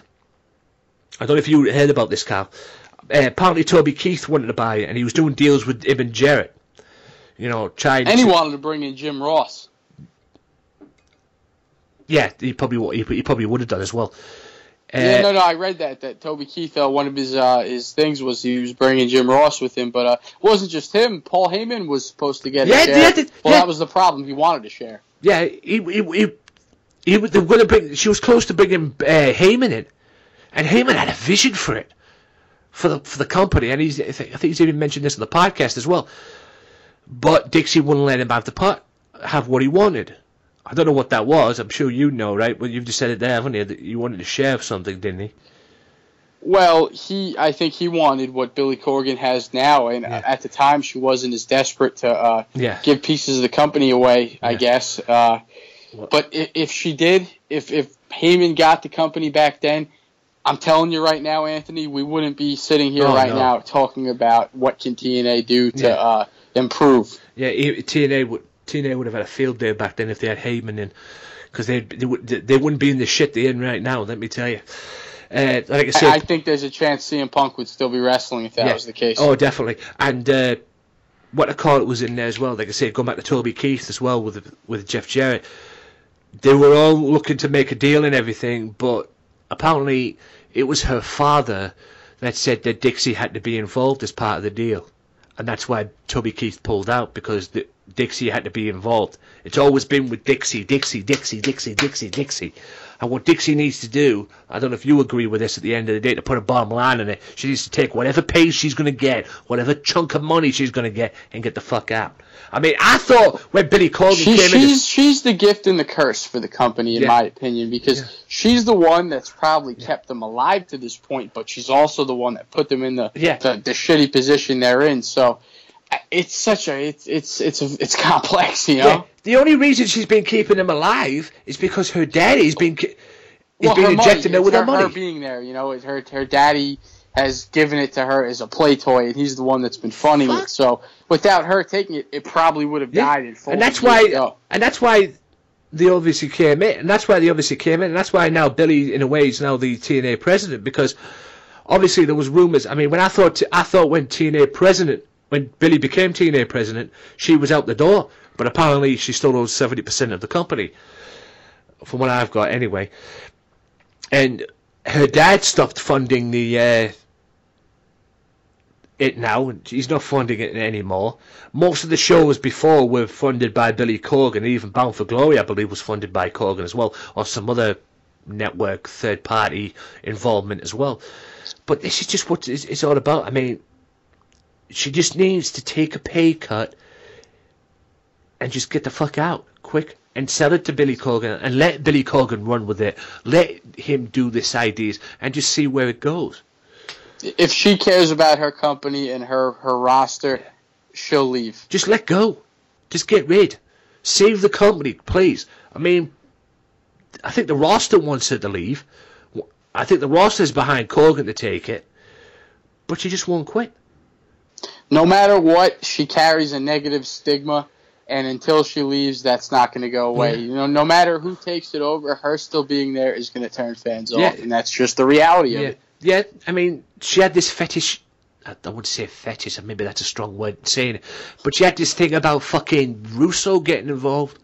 You know, Russo being the booker, and look how that turned out. You know, that's why Jim Cornette left. That's why people wanted to come in, because she always had this obsession of making Vince Russo, you know, bringing Vince Russo in to be the booker and everything, and choosing Vince Russo over Jim Cornette or whatever, you know. And people still blame Russo for majority of the stuff as well, not just Dixie. It's just frustrating as a wrestling fan of a company that was once, hell, at one point, even once a competitive company to WWE. Now, like I said, one time they were busting out 5-star pay-per-views. They'd be looking if they busted out 3-star pay-per-views, let alone 5-star. Well, I disagree with you on that. I enjoy the product a lot, but maybe I'm more into it than you. Maybe I pay closer attention to it. I mean, I even watch the one-night only shows. Yeah, and they aren't even connected to the television product. Yeah, the in-ring product. I mean, back in the day, they used to run out weekly pay-per-views. Now, the only two pay-per-views they've got are Slammiversary and Bound for Glory. And in a way, that's smart. And in a way, that's smart, because that's your two big pay-per-views. But now, all the pay-per-view names that they used to have, like a No Surrender or Hardcore Justice, They're television specials. Are basically TNA shows. Impact Wrestling TV specials as well, which is frustrating considering they had the old, once-a-month pay-per-view, and these were a smash hit. No question about that. I don't think Hardcore Justice was around back in the day. Or Hard Justice. Yes, Hard Justice was around back in the day. And there was a few other bits even there as well. But like I said, these were pay-per-views, and you look at these shows every time you watch them on the TV specials, whether it's an Impact show, and you see No Surrender, and I swear the casual or the big TNA fan will probably just sit there and think, remember when that used to be a pay-per-view? And now, like I said, the only two pay-per-views I got. I am not bashing the in-ring product, because believe it or not, through all this bullshit, the in-ring product's been actually good. But at the end of the day, how can something be good in the ring when it's got all this caca surrounding it outside the ring? And it's not good for the company. I mean, I spoke to two TNA fan bitches the other week, about a month ago, and they had the audacity, because there was this clip of ICW when Drew Galloway brought in. He was gunning for the ICW World Heavyweight title, and they were setting up the matches and everything, and he had the goal to bring in the TNA World Heavyweight Championship as well.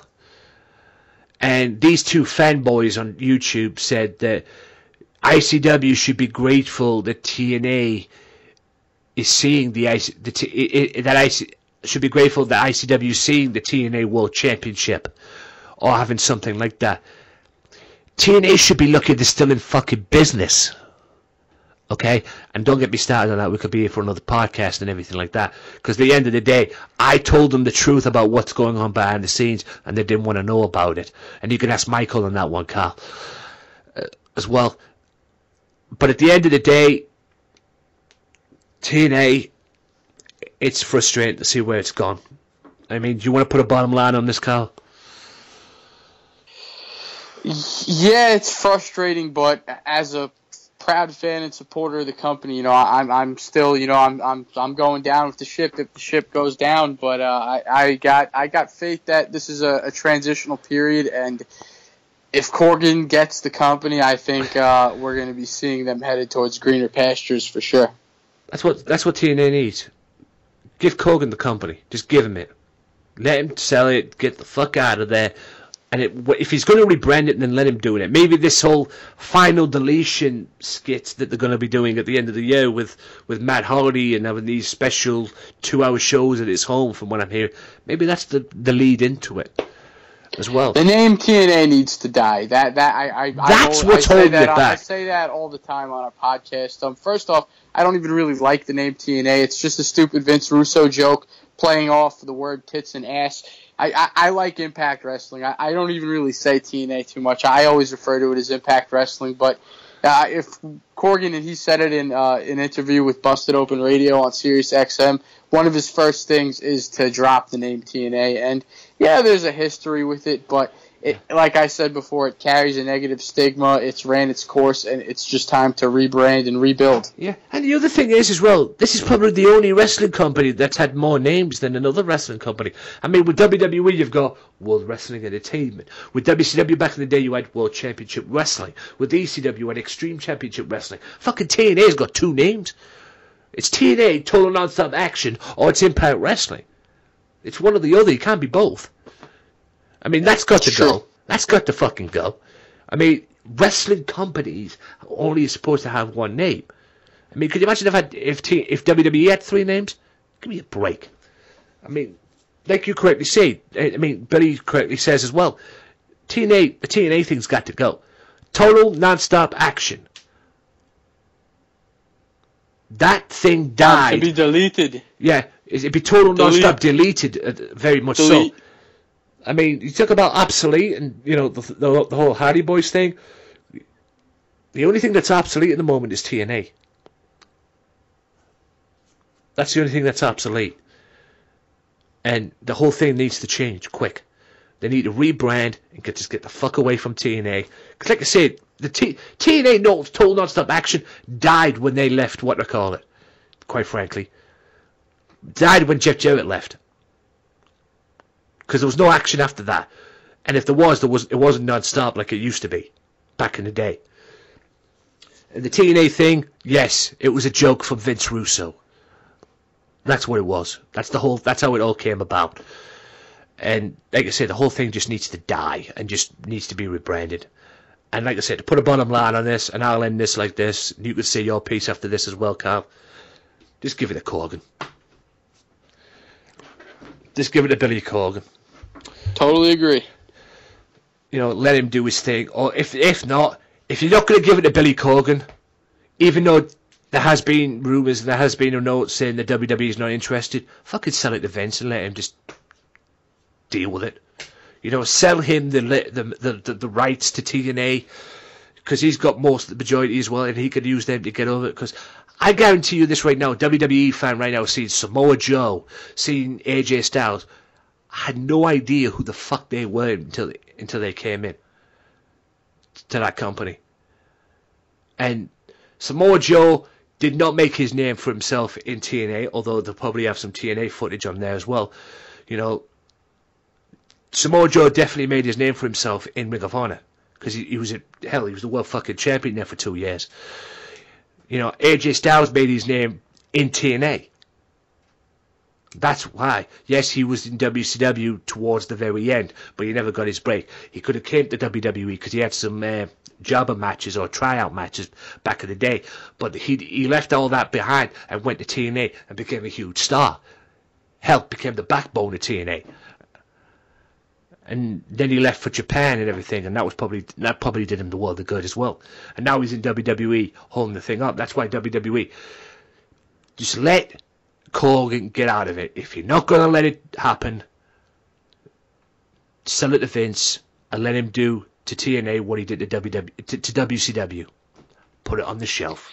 Well, we can agree to disagree on that. I think that would be the worst thing possible for him. It'd be the worst thing. See TNA take I don't either. I'm not saying I don't. I'm not saying I do. I don't either.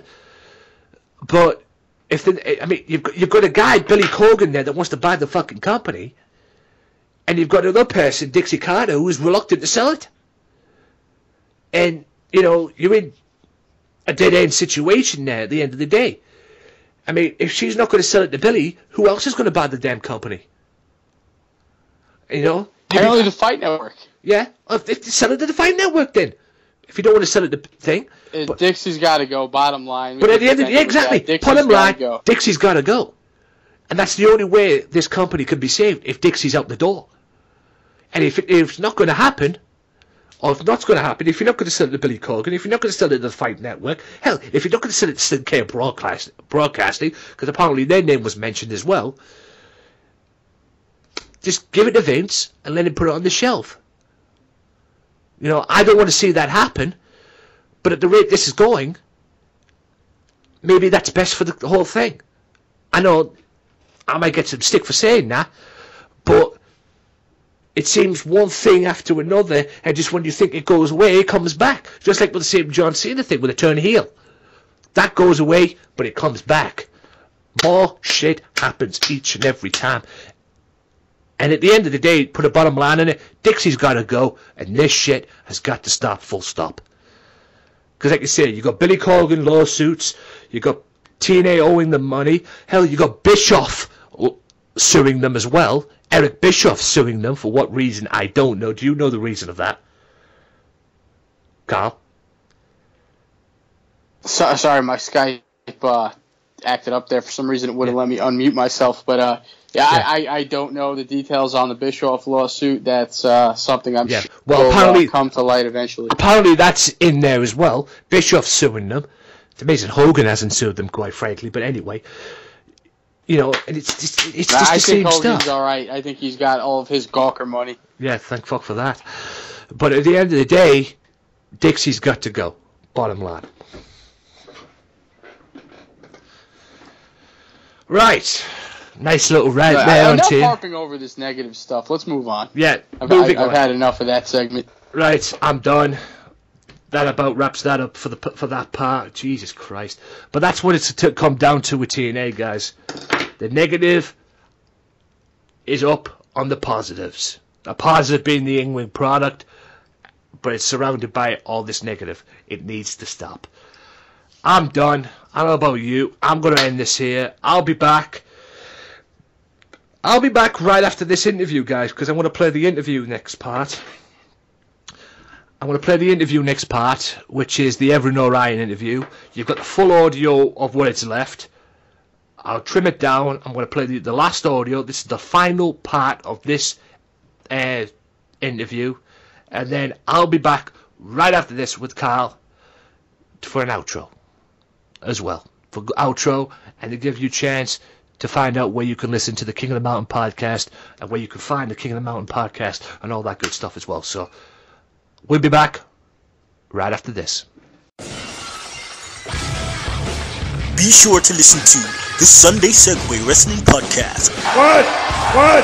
Every Sunday with Kenny Killer and the Galdem Sugar Shugs. Yes! Yes! With all the news, views, and laughter that you want. They like jet airplanes. Woo! They like long limousines. Every Sunday, the Sunday Segway Wrestling Podcast on Podomatic, iTunes, and YouTube. So why don't you choke on that, slap nut?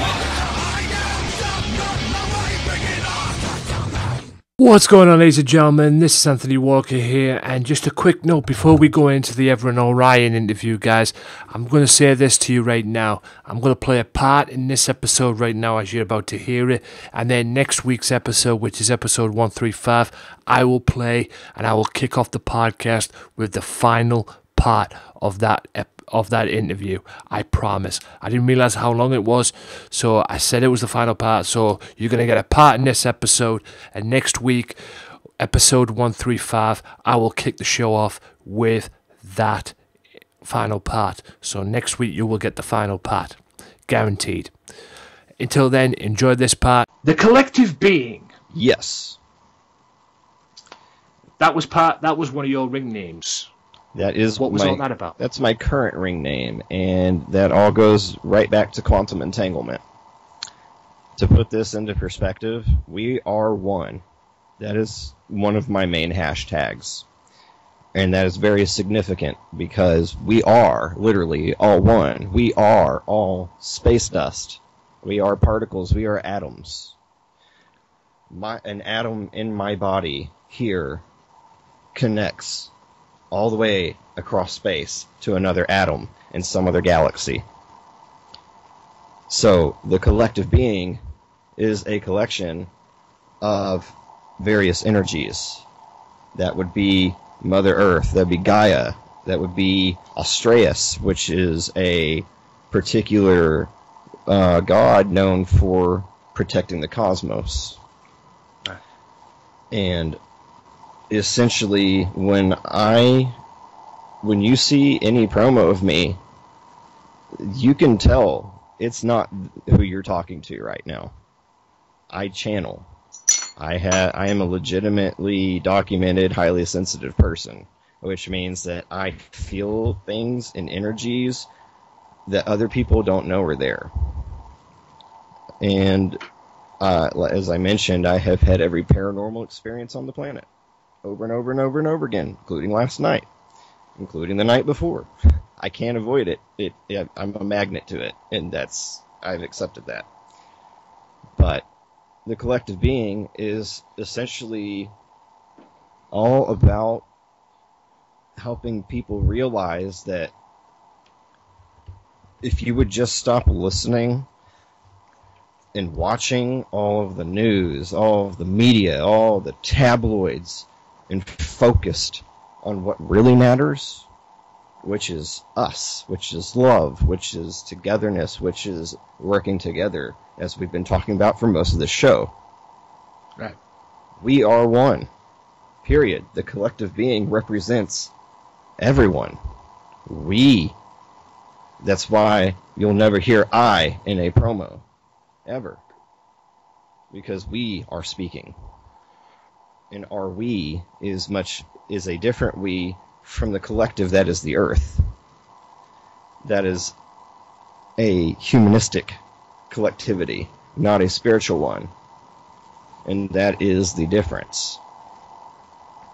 That might warp a few minds out there, but when you really start to think about that, you'll realize that there is a lot of truth to that.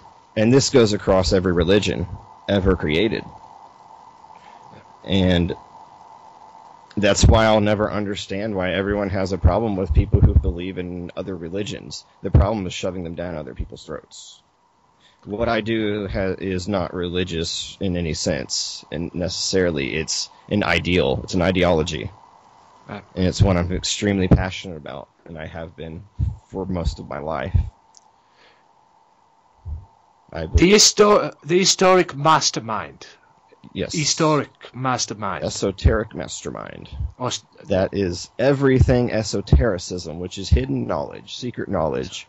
Right. There isn't anything about this universe that I don't understand. There isn't anything about every government in the world that I don't know their secrets. Right. People think that anti-gravity technology doesn't exist, for example. Anti-gravity is extraordinarily simple, and if you look up the Lorentz O, L-O-R-E-N-T-Z-O, you're welcome. I just taught you how to create anti-gravity. Well, there you have it, ladies and gentlemen. Being taught anti-gravity only here on the Wrestling Matters podcast. Yay. And there are multiple ways to achieve that as well. You don't have to just use the Lorentz O and set up you don't have to set up the big water reservoir. There are other ways, double dodecahedrons, for example. But that one I'm not going to even touch, because that is way outside the scope of most people, and It's not saying people are stupid. It's just very, very difficult to explain. But in terms of gravity is a fluid. Yeah. Gravity gravity is always in motion. It's a frequency. Light is a frequency. Sound is a frequency, but it's also a particle, as is light. They're wavicles. So I gotta ask you as well Are them two both your ring names as one, or are were they like different for different things in the past? You know, one for one and one for the other, basically. They go together. You can go either way. They're interchangeable. You can call me the Collective Being or the Esoteric Mastermind. Both apply. Well, there you go, ladies and gentlemen. Simple as that, really. I also, with little chats that we've had and everything before we started recording and everything, I heard you're an ICW fan. Yes. Insane Championship Wrestling to you. Absolutely. And if you're not an ICW fan, you need to go on YouTube, and you need to go right now, and you need to go to the website, and you need to start reading up on everyone. Yeah. Or subscribing to the on-demand service. Like I've said many, many times on my podcast. I totally brain farted on that. I forgot they had that. Yeah. You need to subscribe to that part, that thing. I was looking on it today as I'm recording this, and wanted to see if there was a new Friday Night Fight Club up, but or new, because they have weekly fight. You know, when they could get the Friday Night Fight Clubs and sorted out and everything, they usually have weekly ones. The last one was the last one of Noam Dar, because Noam Dar is now a member of the Raw roster, which we'll get to WWE in a second as well. I just want to see if this... yes. Friday Night Fight Club is up. And when I'm done with this recording, I will be watching that. So that's something for me to talk about. Not this week's podcast, but next week's podcast as well. So look out for that, guys, as well. And that would be... not this week's podcast. The next podcast after this coming week will be 3rd of October. So on the 3rd of October, you will get double the ICW. Which is a beautiful thing. Yeah, I was about to say, that's glorious. Oh, I'm sorry. Sorry about that, Bobby Roode. Yeah. No, it's glorious. It's glorious. I had to do it. Yeah, it's glorious, all right. ICW is glorious. What got you into ICW? Because what got me into ICW was I saw it a few times at first, and there was nothing that really drew my attention to it. There was nothing that really clicked with me. And then I saw the BBC documentaries, and seeing Grado coming out to Madonna's song was like, fuck me. They can get that song over down here before. Yeah, he's had that over the world, but I think that whole thing, at least the whole thing started with me was in ICW. I think that was the whole entrance, thing that started in ICW. I think ICW started doing that first. And that's what I got from anyway. That's what drew me to ICW. Plus the wrestling, plus the great talent that they've got on the roster as well. What drew you to ICW? The infamous underwear moment with was Grotto, right? The underwear moment, yeah. Yeah. That was just absolutely hysterical to me. I was like, look, there's a lot of people out there who don't think that humor necessarily belongs in wrestling, and I call bullshit on that. There's always a place for humor. Look at Goldust. Look at R-Truth. I mean, there's so many people that you can touch on for humor, I mean, you can even look at the whole of Chikara. Yeah. Invisible Grenade. Slow-mo. I think it's great. Gimmicky, but great. Yeah, and that's ICW. There's a place for everything in wrestling. Especially in ICW. Because ICW is what wrestling should be, in my opinion. Adults. Granted, they've done about a few kids shows on that, but at the end of the day, it should be a good show for adults to enjoy. Yes, you're going to cater to the kids. Some promotions cater to the kids because the first people that are going to buy the merchandise are kids. I know. I used to be one myself. But at the end of the day, ICW is not PG, and that's how it should be. Good old-fashioned fun.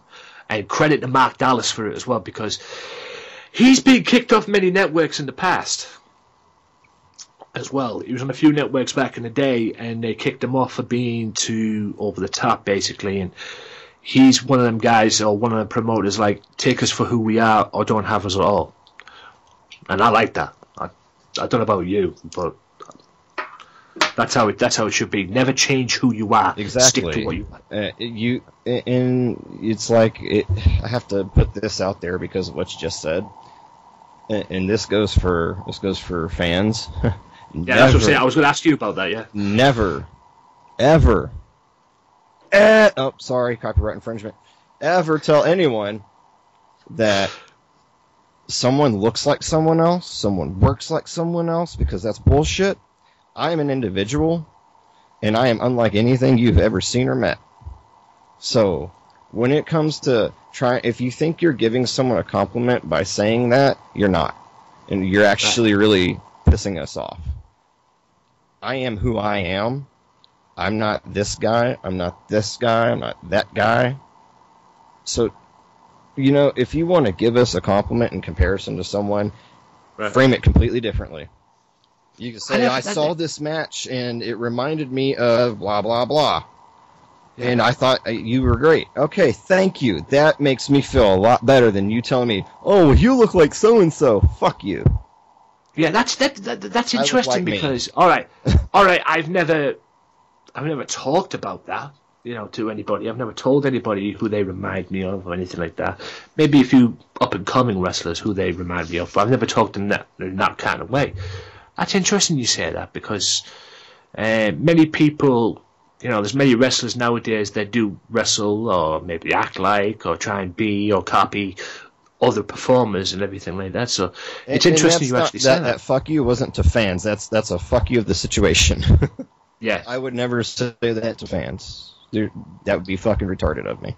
Right. And so is using that word anyway, but whatever. It's a shoot. Yeah, that's what I said. This is a shoot, ladies and gentlemen. Get used to it.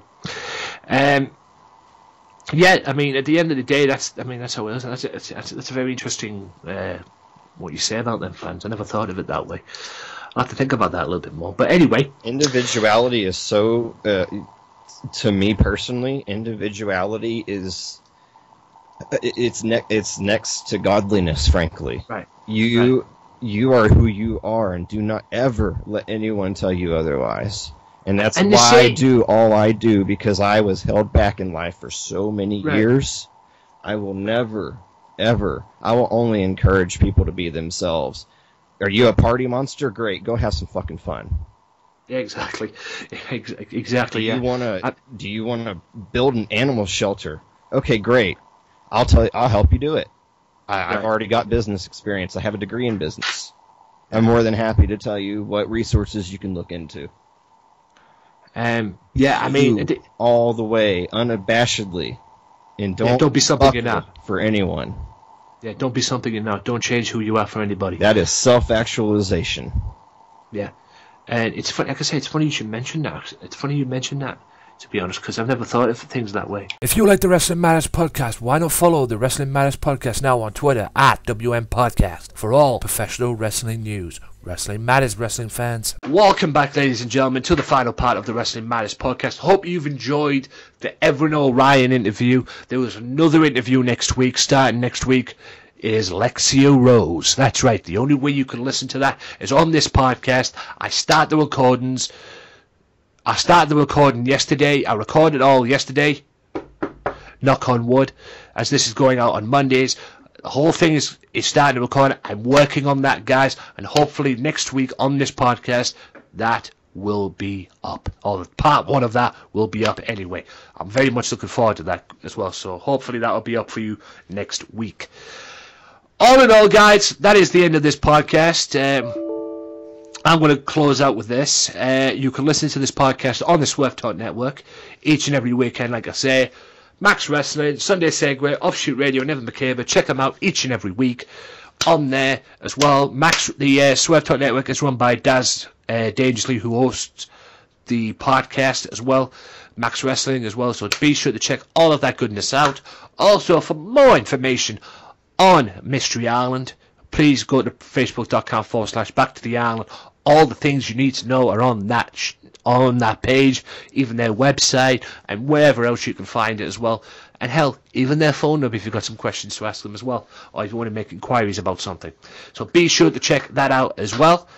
Also, you can listen to this podcast on youtube.com/AJW Wrestling Matters and download it for free on the SoundCloud network as well, which is soundcloud.com/wrestling_matters_podcast. Also check it out on Spreaker on the odd occasions. I don't usually upload there that often because it's an hour thing apparently, and you need more baggage of that and everything. But at the end of the day, you can download this for free on the SoundCloud. That's good enough for you, so you can take it anywhere you need to go, or wherever it is you need to go, and whatever it is you need to do. And while you're on that way, on that journey to wherever it is you're going, you can listen to this podcast as well, which is a beautiful thing, ladies and gents. Right, all of that is out the way. I'm going to shut the fuck up right now, and I'm going to let Kyle. Big thank you to you for coming on the podcast as well. Also, I am going to let him. Like I say, I'm going to shut the fuck up right now and let him tell you where they can find the King of the Mountain podcast. Wow, I'm losing the will to speak. King of the Mountain podcast, and where you can find him on this lovely, lovely world we call social media. I'm out. Well, you want to give us a listen on the King of the Mountain show, TNA fans. If you're not a TNA fan, still give us a listen. Maybe we'll be able to change your mind, change your perception on Impact Wrestling / TNA, that damn name that, we don't like to say. Find us on Twitter at KOTM_podcast. From there, you can find our Podbean, our YouTube links, everything we do. Tomorrow, we're dropping an interview with one of the X Division's newest stars, M80 Marche Rocket. It was a pleasure having him on. We've had DJ-Z. We did a little series with Robbie E. We're doing these interviews. We got more coming down the line, so stay tuned to those. Like I said in this podcast, I started out with the Daily Impact. Please shoot me a follow on there on Instagram. All TNA fans, Impact Wrestling fans, follow the Daily Impact. I keep you updated on all the latest updates, news, everything you want TNA related. You find me on there, and so there's my social media. Anthony, it was a pleasure being on. I love doing the show. Hopefully I could get back on, and hopefully when I do get back on, we have some more positive things to say on the background and the backstage, so to speak, of TNA, and they're not in as much of a slump.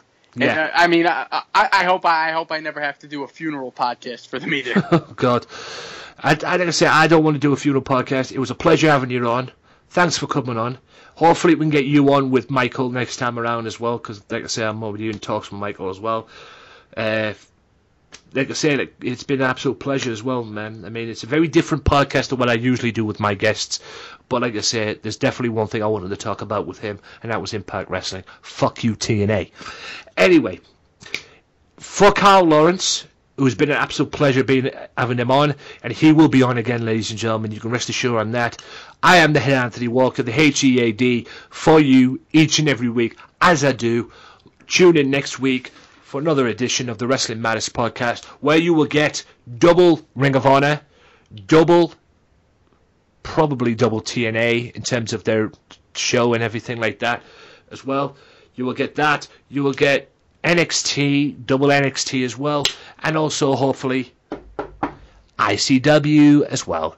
Like I say, I can't guarantee if I can bring you the ICW on, because like I say, the Fight Network, the Friday Night Fight Club, is not usually on every week. I wish it was, though. Also, we might bring some other good stuff as well, and definitely talk about Raw and SmackDown as well next week. We've talked about it briefly. I'll talk about it more next week as well. And anything else that pops up in the world of wrestling this week. So enjoy the rest of the week, guys. Check out the WCPW podcasts as well this coming week as well. I will do Refuse to Lose this week, all being well. Like I said, I'm a very busy man at the moment, but I will get a Refuse to Lose podcast up this week, so be sure to look out for that as well. Only on the Wrestling Matters channel, where wrestling matters, just like on this podcast. For Carl Lawrence, I'm Anthony Walker, bidding you a farewell. Peace out! Well, enough is enough, and it's time for a change! Professional wrestling! This is it! This is us standing up! Yes! Yes! Yes! Yes! Yes! Yes! That's 13-14! Make it till death! Dina, I am the best in the world. Cause that's the bottom line! Cause Stone Cold Simpson!